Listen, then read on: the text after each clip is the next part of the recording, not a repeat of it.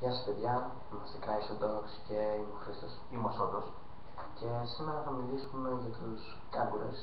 Αλλά και για τους καλένογαμπρούς. Λοιπόν, Χρήστο, μιας και το ξεκίνησες, θέλω να μου πεις τι είναι κάγκουρας. Κάγκουρες, φίλοι μου, είναι αυτοί οι οποίοι περνάνε κάθε μεσημέρι με τα αυτοκίνητα. Και όχι μόνο το μεσημέρι, αλλά όλη την ημέρα. Με τέρμα το παντελίδι. Τέρμα παντελίδι, τι έχουν αυτοί. Πολλές φορές κινδυνεύουν σε πατήσουν, αλλά δεν πειράζει. Μια φορά κόντεψε να μου πατήσει ένας όμως.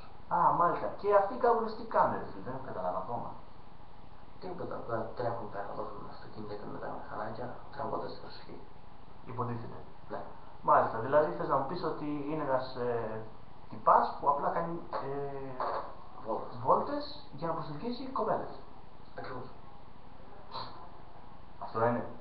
Ναι. Μάλιστα.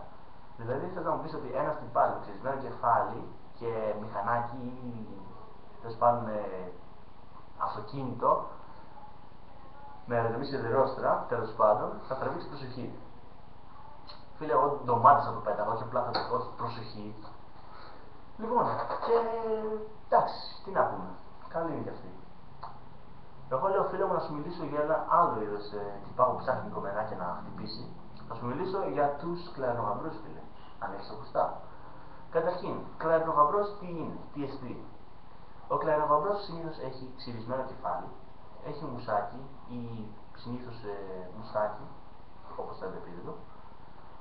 Συνήθως θα γυρίζει με ένα αναμένο γυρισμένο τσιγάρο στο στόμα, σε κλαμπάκια, στα οποία προσπαθεί αποτυχημένα με ελεηνές ατάκες να ρίξει κοκονάκια, κοπελίτσες. Φίλε, να σου πω, η εμφάνισή του είναι χάλια. Φοράει δε μέχρι τον αφαλό, στενά κολλητά τζιν παντελόνια, δηλαδή κάτι σαν κάγκουρας φαντάσου, να φοράει δε. Απλά φοράει δε μέχρι τον αφαλό και πηγαίνει στα κλαμπάκια. Λοιπόν, προστατεύει γκόμενα. Κοπέλα, λαθασμένα. Λοιπόν, και που λες, Χρήστο, έχω δει πολλούς τέτοιους στο σχολείο, γενικά στη ζωή. Βλέπεις και με το κασκολάκι, το έκανε και κρύο.